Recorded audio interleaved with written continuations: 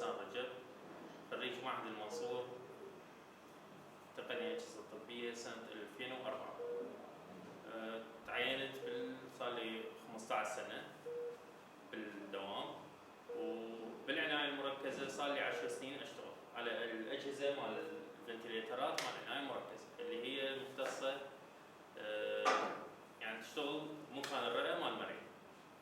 هاي المحاضرة جزء من عدة محاضرات راح تقدمها جمعية نبضة للأجهزة الطبية. السلام عليكم. اليوم ندي ويا جهاز الفنتليتر اللي هو جهاز تنفس صناعي. يستخدم هذا الجهاز بالمستشفيات وخاصة يعني مراكز العناية المركزة اللي مختصة بالعناية مال الرئة، ما لها علاقة بالقلبية. زين. هذا الجهاز يعتبر كأنه رئة صناعية خارجية. اللي يطبون للعناية المركزة ويحتاجون هذا الجهاز، الرئة مالتهم ما تكون شغالة بشكل طبيعي أو متوقفة نهائيا عن العمل، فهذا يشتغل بدالها، يعطيهم أكسجين وهواء وياخذ من عندهم ثاني أكسيد الكربون. اكو عدة أنواع وعدة أشكال، بس هن كلهن بشكل عام شغل واحد ما يختلف عن الثاني.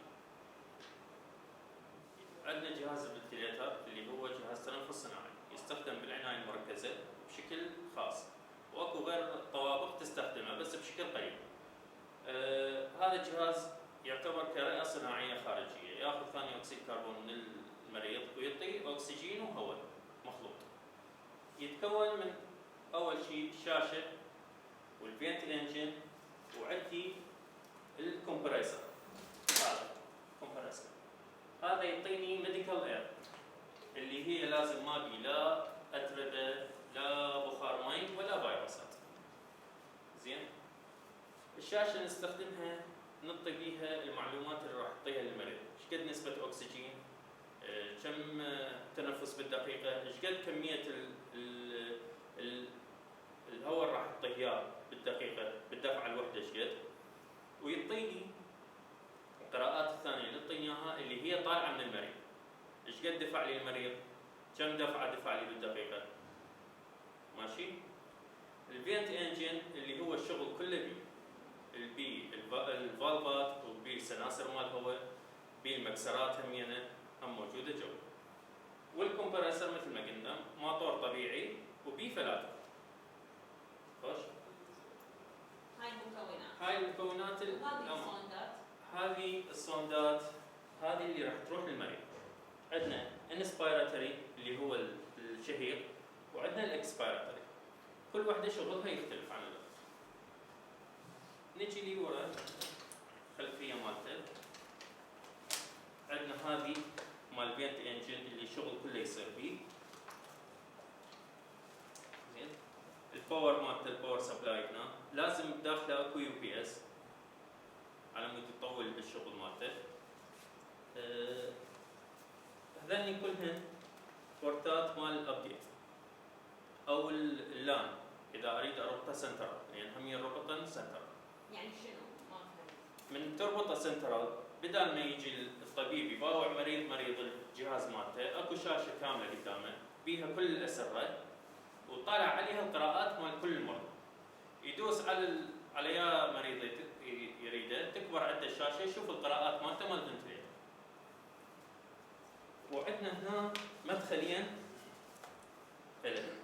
واحد هواء طبي والثاني اكسجين. هواء الطبي احنا هنا بمستشفانا عندنا سنترال هواء طبي واخذه من المنظومه مال السنترال. اذا ماكو هاي المنظومه نشغل هذا الكمبريسر. الاكسجين يا اما اخذه من القناني او من السنترال. احنا بمستشفانا عندي سنترال وعندي قناني بنفس الوقت. زين. على مدخل كل واحد اكو بريشر فالف يقرا لي ايش قد راح يجيني ضغط من القنينه او السنترال. هذا الجهاز فوق ثلاثة بار يلا يبدي يشتغل عندي بشكل طبيعي. جوا الثلاثه يبدي يدق لي الارمات انه لا اكو هواء ولا اكو اكسجين. ماشي. اذا تشوفون اكو هنا يسموه ووتر تريب، هذا خليه بس على الجهه مال الهواء، لان مرات يجي بيها رطوبه على مود هذا يصيده ما يطب للجهاز ويعطل لي. هذا بشكل عام الشكل مال الجهاز الخارجي. كلهن تقريبا نفس الشيء، بس تبدي يعني الشركات تخلي لك يا يمنى يسرى فوق جوا حسب الشركه وتصميمها، بس هن كلهن نفس الشغل ونفس القطع. راح نبدي نشغل الجهاز. اكو باور لي ورا دوسه يبدي يشتغل.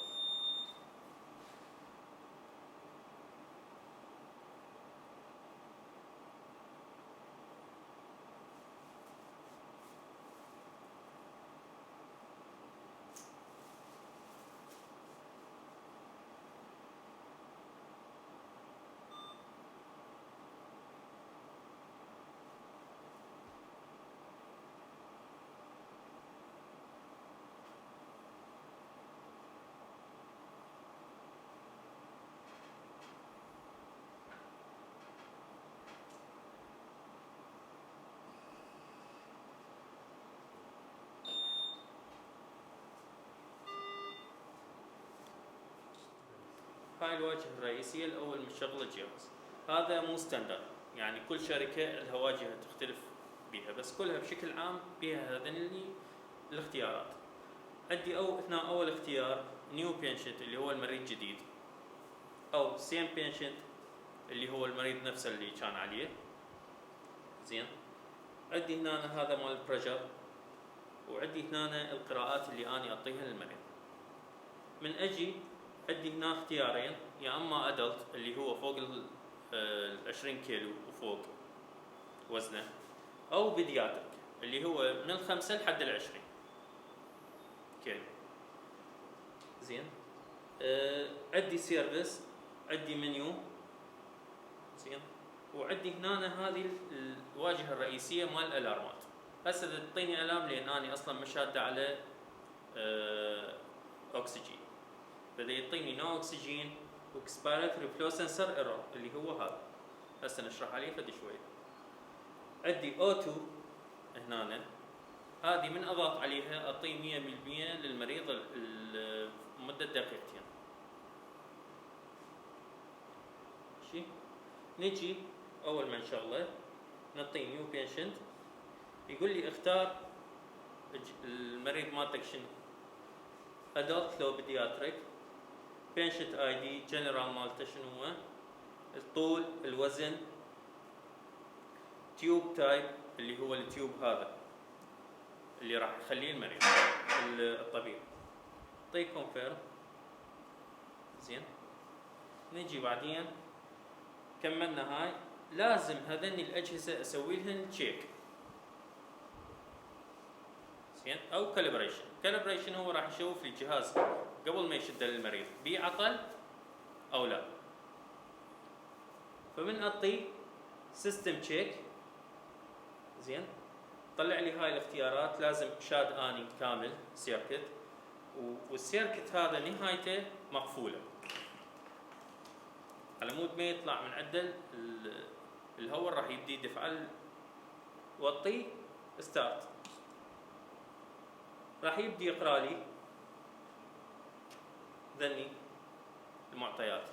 الباو اللي هو القوه مال هذا، بعدين ريليف فالف، كلهن مكتوبات هنا. القطع الداخليه مال الجهاز، وراح يشيك لي القطع الخارجيه اللي انا ابدلها بين مريض ومريض. هذا الكالبريشن ثابته، يعني لازم المهندس يكون حافظهن. لازم حافظ، يعني بحيث هو يسيد الجهاز ضمن الكالبريشن اللي يكون هي الاجهزه تجي مسيته كامله. بس اني هسه اشوف الاخطاء اللي تطلع عندي، هذني كلها معناته ان الجهاز يعني مو جاهز على مود اشتغل للمريض. كل قد لازم اسوي له بين مريض ومريض، يعني كل مريض لازم، كل مريض لازم. يعني هذا ما انزل للصاله مال العنايه اذا مو كلهن صحيحات. فيعطيني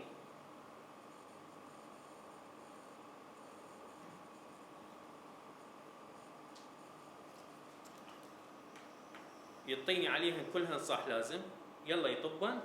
حتى هسه هو هنا كتب لي اكس انه الجهاز غير جاهز. بما انه انا هسه دا اشرح عليه لازم اجيب قنينه وهاي يلا اقدر اعبر الجهاز بالجيب. زين هاي بحاله وحده. هسه ذني قرا لي اياها صحيحات، عندي اثنين غلط اللي هو اكسبيراتوري هذا، وعندي الاكسجين سنسر والاكسجين فلو. بما انه انا مشاد على اكسجين فقرا لي اياها اثنيناتهم مو موجودات.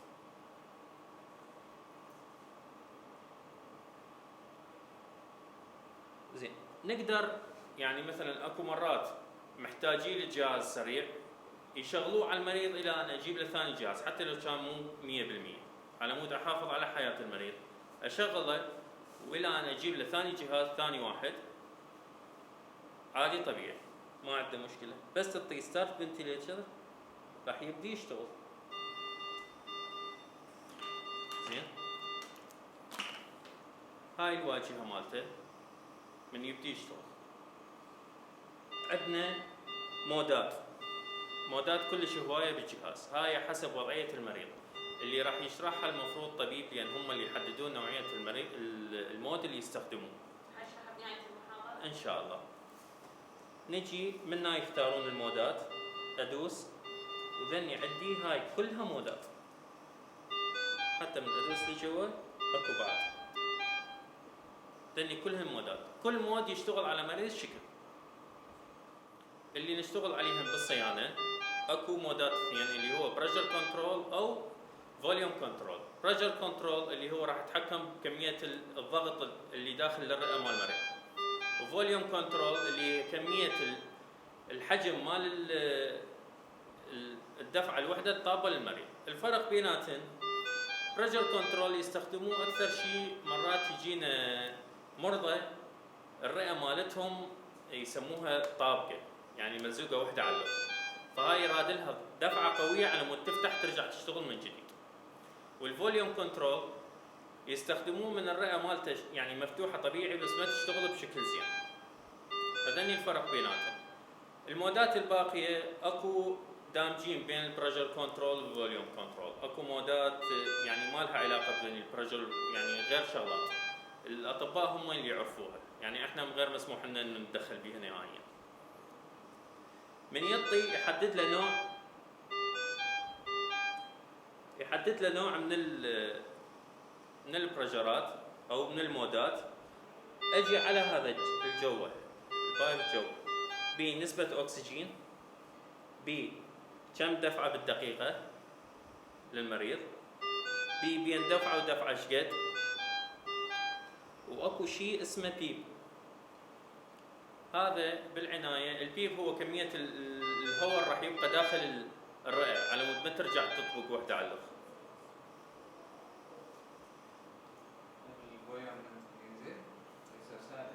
سهل ينزل.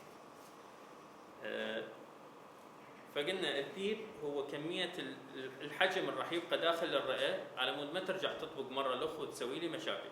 فهذا هم يحدد الطبيب، بس يصعد ايش قد ما اريد وينزل. اكثر شيء يوصل ل 18 واقل شيء اكو 0. بالعنايه المركزه دائما يخلوه 5 اللي هو الحد الادنى اللي هو الطبيعي تقريبا. زين وعندي هنا من احدد مثلا نسبه الاكسجين، اقدر اصعد لحد 100% اللي هو راح يعطيه بس O2 نهائيا، ما راح يعطيه هواء، يعني راح ياخذ بس من الخط مال الاكسجين.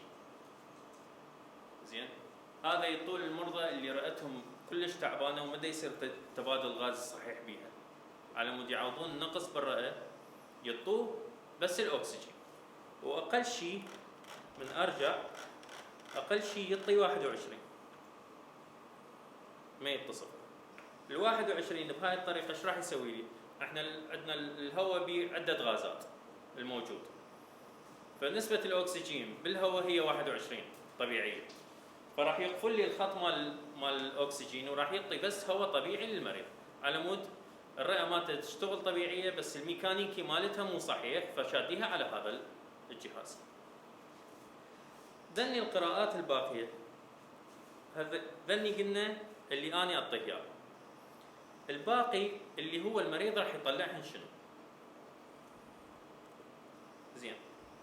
راح تقولوا لي ذني طيناها اياه احنا تحكمنا بيهن، اللي راح يطلع من المريض شلون راح يتحسسن الجهاز؟ عن طريق الاكسبيراتوري فالف والفلو اللي هو هاي القطع. اكو قطع خارجيه واكو قطع داخليه. ماشي؟ نيجي هسه على انه شلون الجهاز دا يشتغل. ورا ما كملنا اعطيناه السيتنج مالتنا الخاص واعطيه ستارت فنتليتر، راح يبدي الجهاز يدفع. راح يبدي يدفع لي اول شيء من هذه الجهه اللي هي الانسبيراتوري، مشي لي اياها وراح يوصلها لهنا لهاي القطعه. هاي القطعه اسمها واي بيس. هاي القطعه وراها قبل للمريض. هاي دايركت تدخل بالمريض؟ هاي مو دايركت، قطعه بالمريض تنشد بيها. هي تدخل الى وين؟ تدخل يا اما للتفرع مال الرئه او تدخل تعبر بس الحنجره. اكو طريقتين وهاي يحددها يعني الطبيب حسب يشد له هذه او يشد لها. فمن يجي هنا راح يدفع له، حيطب للمريض. بعدين شو يسوي؟ حسب الضغط راح يصير ماينس، يرجع بالجهه الثانيه. راح تقول لي شلون راح يرجع بالانسبيراتوري؟ هذا التيوب راح يكون كله متروس هواء. من اسوي له كالبريشن راح يحسب لي هنا ايش قد هو يحتاج بالتيوب على مود يظل نفس الضغط بيه. فهذا من راح يجي ضغط راح يطب للمريض، راح يبقى هنا ضغط اللي هو المفروض يبقى بالتيوب. من راح يرجع؟ ما راح يرجع عن هذا الطريق، راح يرجع عن هاي الطريق. باعتباره فارغ. باعتباره فارغ. وين راح يروح؟ راح يروح للاكسبيراتوري فالف. هاي القطعه هي اكسبيراتوري فالف، بيها متكونه من قطعتين تنفتح. هذه لازم يعني تتبدل بين مريض ومريض، لان هاي تنقل امراض. يعني ديسبوزبل؟ لا مو ديسبوزبل، هاي ريوزبل، تتعفر وترجع. هاي متكونه من قطعتين اللي هو السنسر، هذا واحد، هذا يقيس لي الفلو مال المريض، ايش قد يطلع فلو كميه. زين.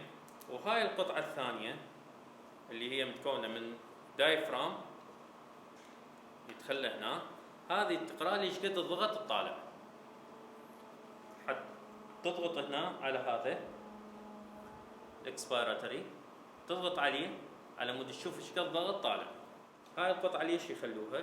اعطيت انا للمريض 500 مل بالدفعه الواحده. زين، هو من راح يطب له 500 مل المفروض ايش قد يطلع؟ هم 500 مل، لان انا الرئه مالته المفروض انه هي كلوز سيستم، ما تعبر هواء داخل الجسم. مسموح بيها ماينس زائد 10%، يعني تطلع لي 480 او 520، هذا المسموح به. اكثر من هذا معناته عندي مشكله. اذا طلعت لي اقل من 480، مثلا طلعت لي 400، زين ال 100 مل وين دا تروح؟ هاي اكيد دا تروح داير مدار الرئه، معناته الرئه بها مشكله. هذه يعرفوها الاطباء راسا، يتدخلون جراحيا، مرات تطلع انه الرئه بها ثقب. ماشي؟ من يصير اعلى، زين، اكثر شيء انه المشكله اكو بالجهاز، انه اني مطيه 500 بس هو دا يعطي دفعه اعلى من ال 500، معناته المعايره مالته صحيح هو بالبدايه عبر كله باس باس باس، بس اثناء شغله على المريض صار بيه مشكله، لان هاي الاجهزه ترى يعني عمرها طويل بالعمل، يعني الجهاز الواحد يطول لك من يوم الى حد سنين يشتغل على نفس المريض. يعني اكو مرضى احنا يمنا بالعنايه طولوا سنتين على جهاز واحد ما تغير، فهذا اثناء الفتره الطويله مال العمل لازم تصير بيه مشاكل. فعن هاي الطريقه يقدرون يعرفون المشكله تصير شنو. مرات الجهاز يدفع بريشر، دا اعطي اني بريشر معين، دا يدفع بس دا يوصل مرحله نص البريشر ويوقف. زين، ما دا يكمل لي بريشر المضبوط. مثلا انا مطي 500 بريشر، هو راح يعطي 250 ويوقف، يبدي يدق لي الارمات هنا.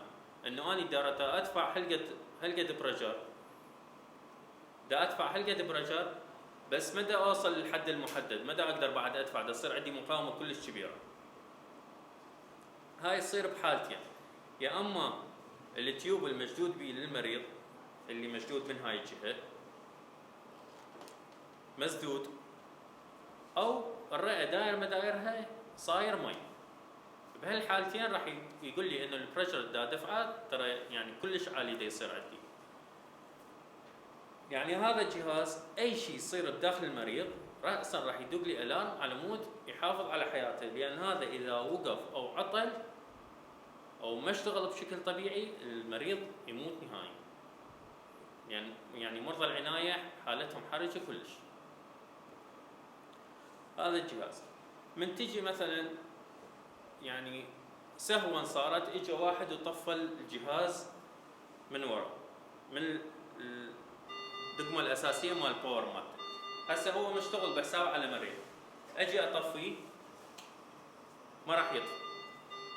حيقول لي يابا ترى انت مطفي اللي عندك المين باور مالتك مطفي، بس انا ما اطفى، لان هذا الجهاز اذا مربوط على مريض ما يطفى نهائيا الا ان ارجعها للدقمه اشغلها من جديد واعطيه ستاند باي. الستاند باي هو انه وقفت الجهاز عن العمل بالنسبه للمريض، يلا يقبل ينطفي. ما يطفى UPS؟ لا، هذا نظام حمايه. ايش قد ممكن ما يبقى هذا؟ يبقى ايش قد ما هاي يبقى يشتغل. الباور شلون؟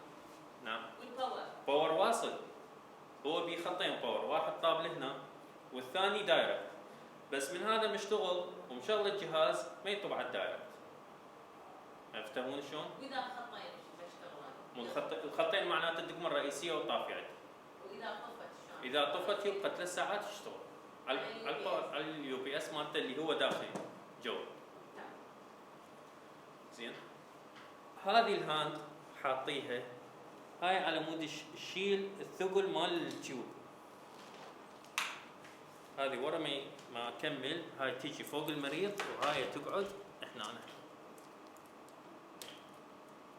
تشيل الثقل مال التيوب كله ويبقى بس هذا مربوط بالمريض، لان اذا هذا التيوب يعني صار على ثقل المريض راح يسحب التيوب الداخل بالرئه مالته، اللي هو هسه شويه راح اجيب لكم اياه اشوف لكم اياه هذا شلون صار.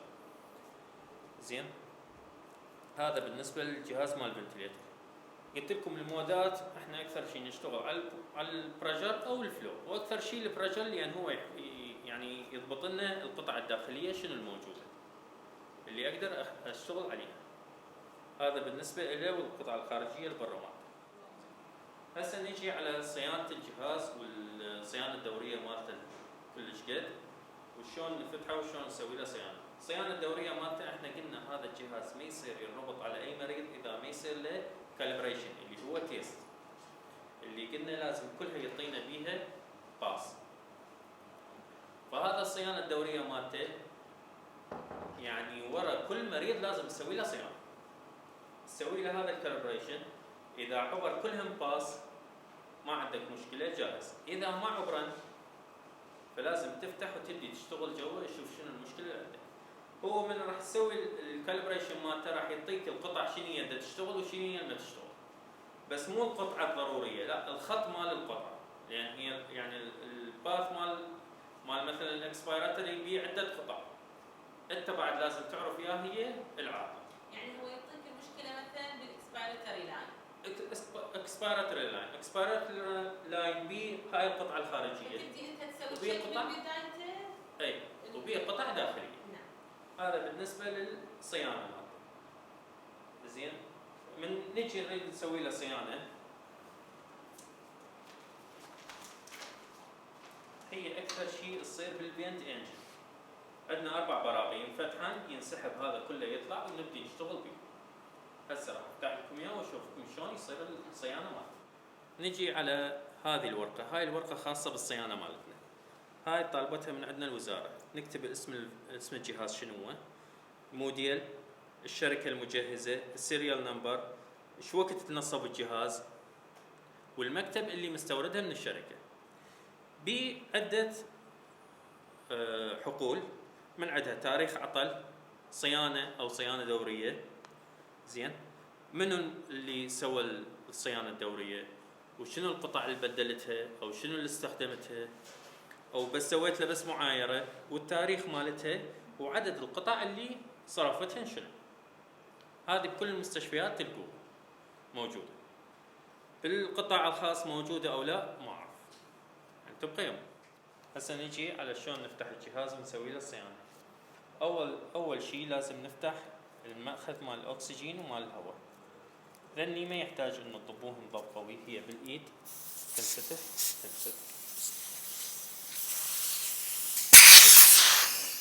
هذا خلصنا من عنده، والثاني همين. هاي خلصنا من عنده. اكو طريقتين لفتح الجهاز، يا اما تفتحه كله تشيله تخليه على البنج مالتك تشتغل عليه، او تفتح هاي القطعه. هذا من اريد افتحها بس اسحب هاي العتله وينشال كله قطعه واحده، بس ثقيل كلش يصير. فاحسن طريقه انه تفتح القطعه مالته وحدها اللي هي هذه. نيجي نفتحهن، هذا توخرهن.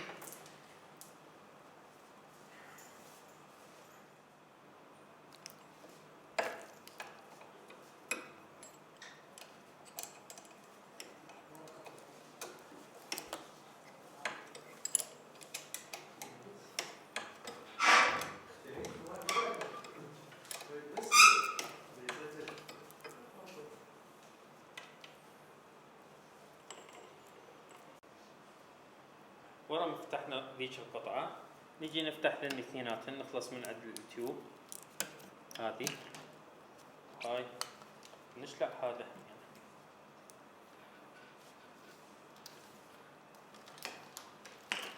هسه هاي خلصنا من عنده، نرجع للقطعة. نفتح هذا الكيبل اللي هو ياخذ الأوامر من الشاشة ويعطيها للبينت انجن. هذا خلصنا منه.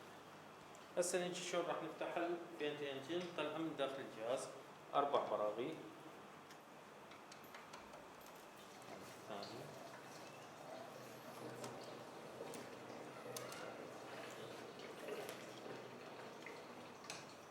هذا الثالث.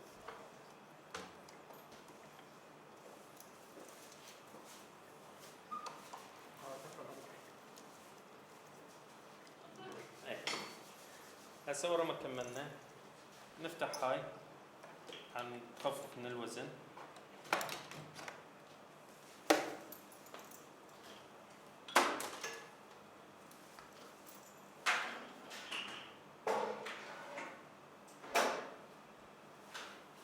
نجي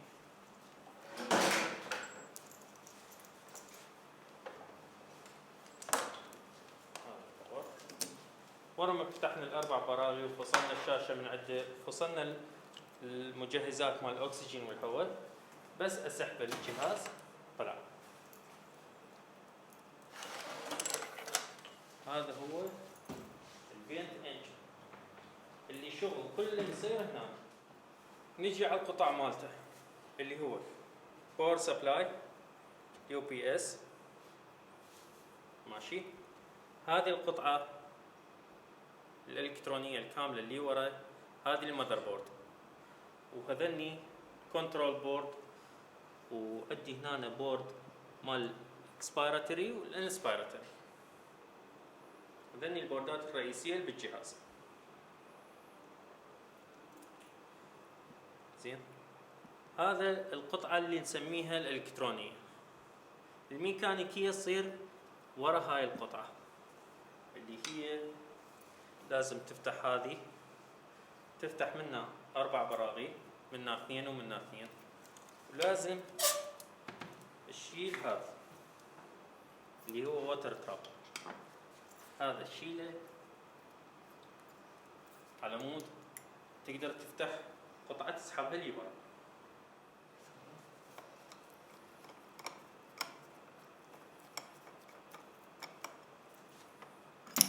هاي طلعت. وهاي القطعة المفروض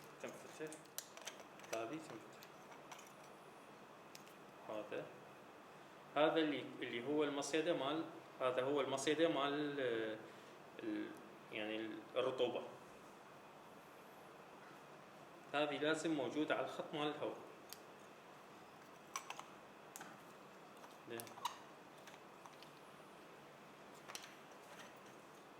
هاي خلصنا من عندها. نجي على مود نطلع القطعة الداخلية، نفتح هذه هنا،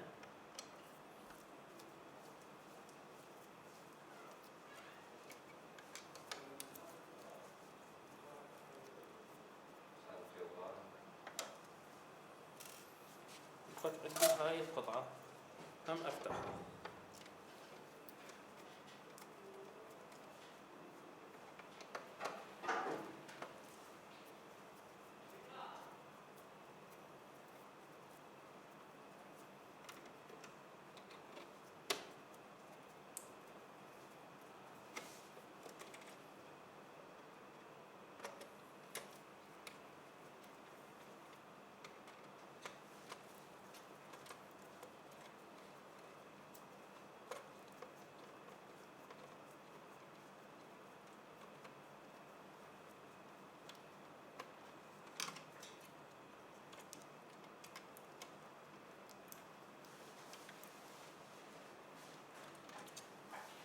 فتحنا خلصنا.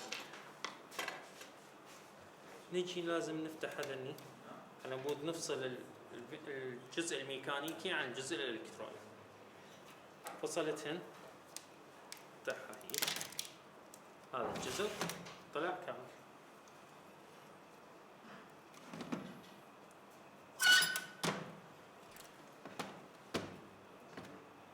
الشغل كله يصير هنا. إذا تشوفون نفس القطع من الجهة اليمنى ومن الجهة اليسرى. زين. عندي قطع للخط مال الهواء اللي هو هذا جهة، وعندي قطع للخط مال الأكسجين اللي هي هاي جهة. زين. عندي هنا هذا برجر سناسر اثنيناتن اللي يقيس لي الضغط اللي جاي من الخارج ايش قد. المفروض ذني فوق الثلاثة يتحسن فوق الثلاثة على مود الجهاز يشتغل بشكل طبيعي. عندي هنا سيفتيات مال ضغط، إذا صعد فوق الثمانية اثنيناتهم يفتحن على مود ما يأثرن على الفالفات الجوا الموجودة. عندي الفلو سنسر، عندي 3 قطع من عندهم. هذا هذا هواء وهذا أكسجين. هذا المكسر بيناتهم قطعة هم فلو نفس الشغل مال هاي، بس هذه تقيس لي انه انا ايش قد راح اعطي نسبة اكسجين بالنسبة للهواء ايش قد. كل ما اصعد نسبة اكسجين راح يقلل لي نسبة الهواء منه. برا السنسر الفلو سنسر هذا اللي يقيس لي، هذا بريشر كنترول، هذا اللي اتحكم بالبريشر مال اللي راح اعطيه للمريض. هذني القطعتين، هذا بريشر على الهواء وهذا بريشر على الاوتو. زين.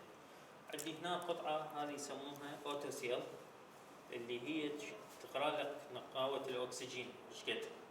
هذه قطعة الكترونية، هاي ما بها اكسباير، اكو كم قطع كيميائية ذيك كل فترة لازم تتبدل. هذه ما تتبدل نهائيا الى ان تقطع. نجي هنا عندي هذا الاكسبيراتوري فالف الداخلي، وعندي هاي القطعة هذه منها، هاي الاسبيراتوري اللي هي رأسا جاية على هذا اللي بيها شيء اسمه ريليف فالف. هذا الريليف فالف من يصير ضغط كلش قوي على الاسبيراتوري يفتح يطلع لي ضغط زايد من هنا. زين. هذا الاكسبيراتوري اللي هو يقرا لي يعني المعطيات الجايه من داخل المريض.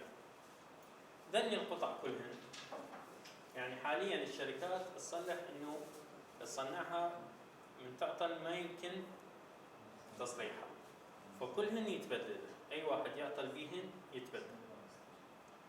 انا هنا من اريد اسوي صيانه، مثلا عندي مشكله بالفلو مال الهواء، ابدل بين واحد وواحد. اشوف المشكله هذا واقف او هذا واقف او هذا واقف، لان الثلاث ومرات يطلع لي المكسر واقف، لان كلهن لازم يتبدل.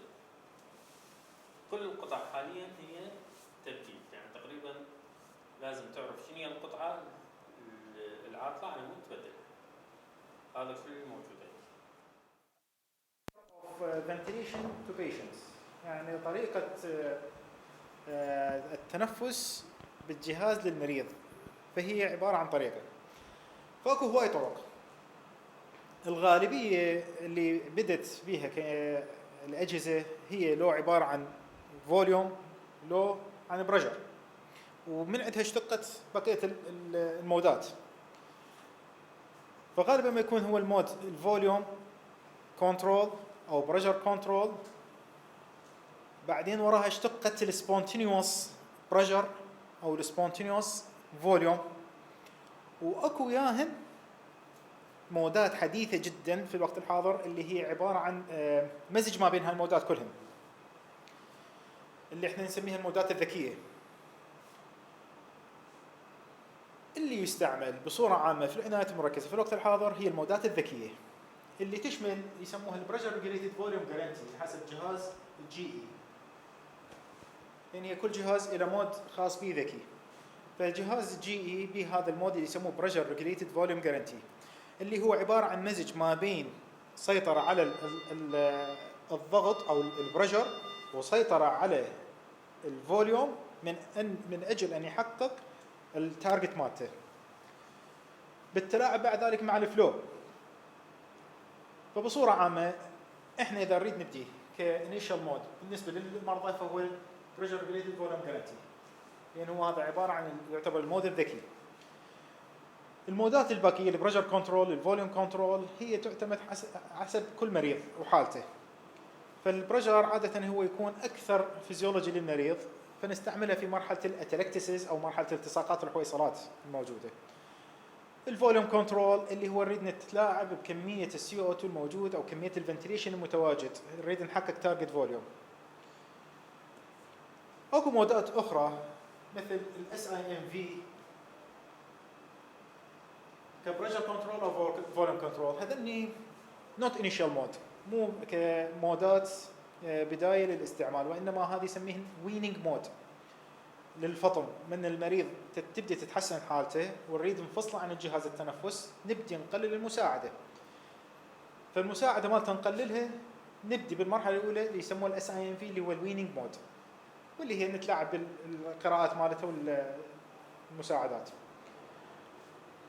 المرحله الثانيه ورا ما خلصنا الويننج مود ووصلنا الى النقطه النهائيه بها، راح نحول على السبونتينيوس مود سيبا، اللي هو هذا عباره عن اقل مساعده للجهاز للمريض، بحيث يكون المريض يسحب النفس والجهاز يساعده بقدر محدد قليل، مو مثل بقيه المودات مثل البريشر فوليوم او الفوليوم كنترول او البريشر ريجوليتد فوليوم جارانتي. هذين كلهن راح يكونن عباره عن توجيه من المريض بس بمساعده كبيره من الجهاز. فهي بصوره عامه كشرح مختصر بالنسبه للمودات.